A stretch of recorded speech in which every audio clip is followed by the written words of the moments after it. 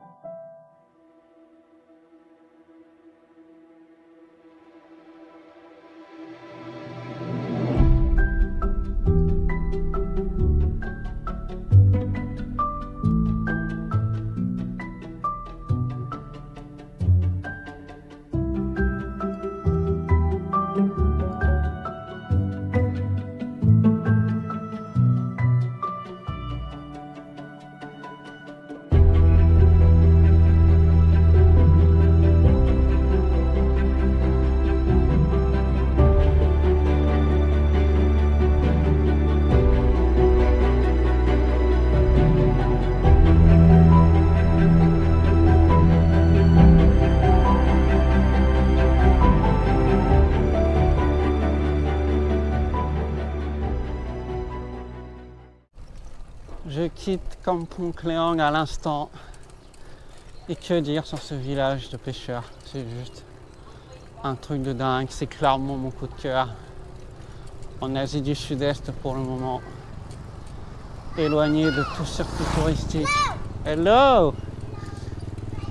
Éloigné de tout circuit touristique. Les gens sont super gentils, accueillants, curieux, bienveillants. C'est juste incroyable en fait. C'est juste incroyable. Et j'espère que ce village restera quand même un petit peu à l'abri du tourisme de masse. En tout cas, j'ai juste kiffé, c'est juste incroyable. Donc là, je reprends la route en direction de Phnom Penh. Donc je vais rejoindre la route principale qui est 17 km plus au nord. Et ensuite, une fois sur cette route, et ben, 300 km à faire.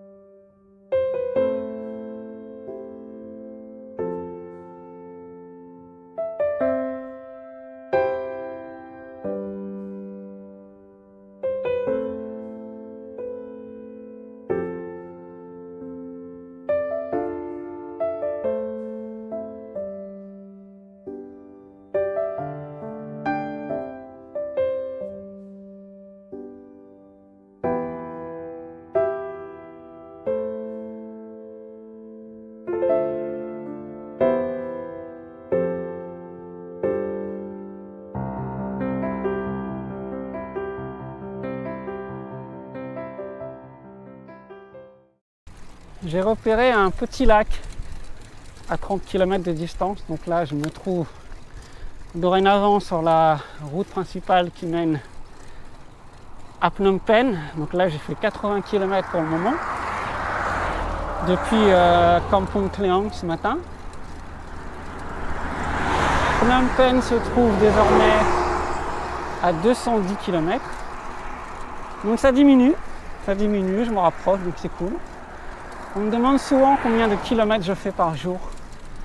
Bon, en fait, ça dépend. Ça dépend ce qu'il y a à voir en cours de route. S'il y a des villes ou pas, de la météo, du vent. J'ai pas de journée type. J'essaye de faire au moins 50 par jour. Mais voilà, il y a des jours où je vais faire 60 et je vais être au bout de ma vie. Et le lendemain, je vais en faire plus de 100. Donc, ça dépend. Voilà. Là, je suis à 80 déjà. Il me reste encore 30. Donc ça ferait une journée à 110. Mais quand tu as des routes comme ça, où tu n'as strictement rien à voir, là c'est ça tout le long. Hein. Depuis la frontière avec la Thaïlande jusqu'à Phnom Penh, c'est ça tout le long. Si tu veux des choses intéressantes à voir, il faut sortir de la route principale. Mais du coup, ça fait faire des détours. Des détours qui valent le coup, comme tu as pu le voir à Kampong Kleang. Mais dès que tu sors de la route principale, les routes sont en très mauvais état. Hello! Donc ben voilà, je vais aller voir le lac, voir à quoi il ressemble. Je pense que je vais dormir là-bas ce soir si j'arrive à trouver un petit coin pour dormir.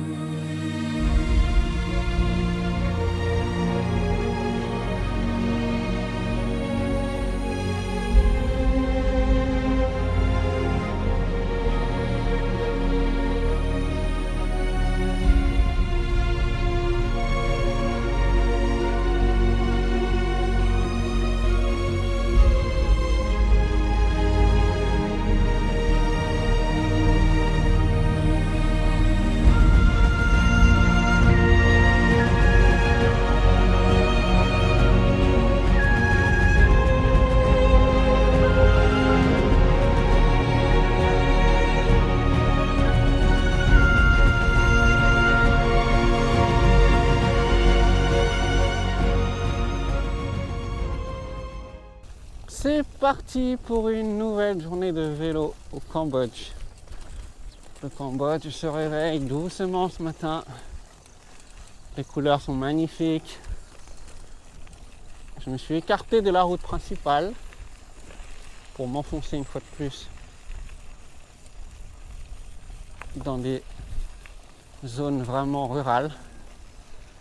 Alors le but aujourd'hui, initialement, c'était de prendre que des petites routes quasiment et me rapprocher toujours plus de Phnom Penh.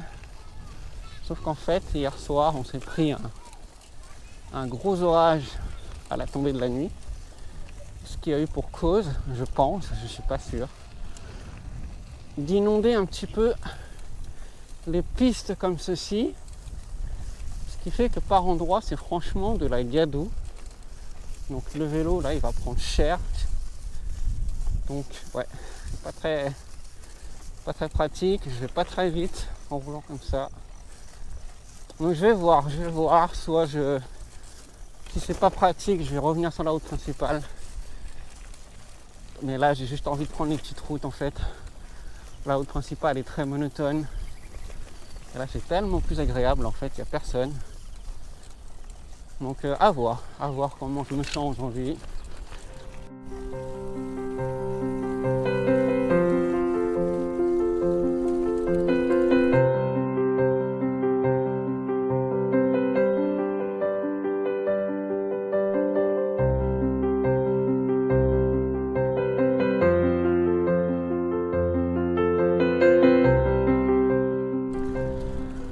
Ça y est, début de la piste. C'est parti pour 40 km de piste, en espérant que ça le fasse. Donc là, ça va être 40 km de pure campagne cambodgienne, sans aucun village. J'ai pas intérêt de tomber en rade ici, sinon ça va être très compliqué. Allez, c'est parti pour 40 bornes.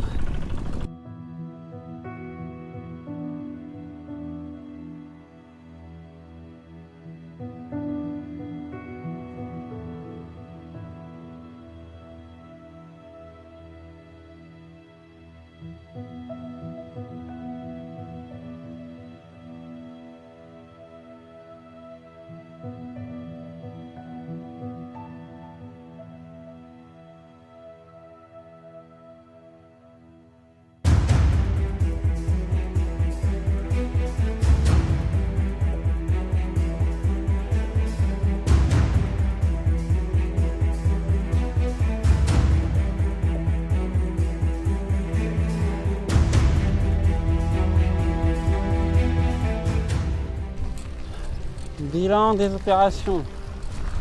J'ai dû faire 20 km sur cette route. J'en ai fait des routes pourries à vélo. Et alors celle-là, je la mets allègrement dans mon top 3 des plus compliquées. Je vais aussi vite, voire plus vite que les camions. C'est pour te dire à quel point la route est dans un très mauvais état. Ceci dit, je suis au Cambodge. Ce n'est pas super étonnant en soi.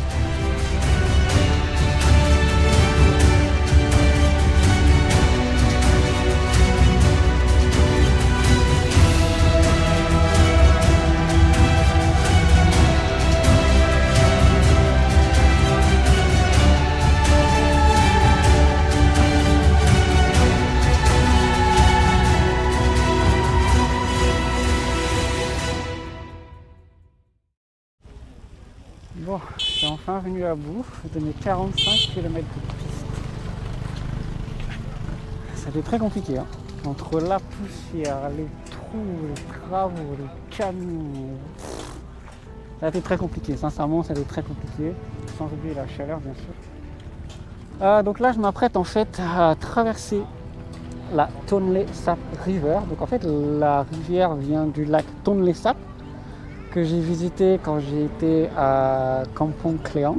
Et en fait, la rivière continue son chemin et va se jeter dans le Mekong au niveau de Phnom Penh. Donc, je te montrerai une fois que je serai à Phnom Penh où les deux rivières se rejoignent.